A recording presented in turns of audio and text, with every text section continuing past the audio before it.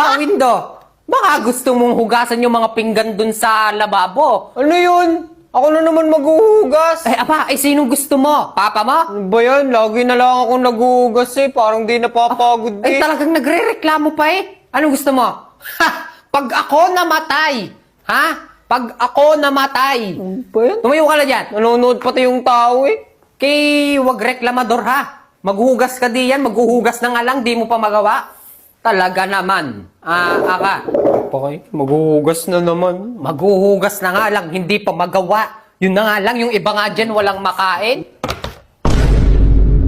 Nagdadabog ka? Hindi ma, nilipat ko lang yung palanggana dito. Hindi ako nagdadabog. Aba, ay sumasagot ka pa? Eh ma, nagtanong ka. Nagtanong ka kasi kaya ako sumagot eh. Sumasagot ka pa?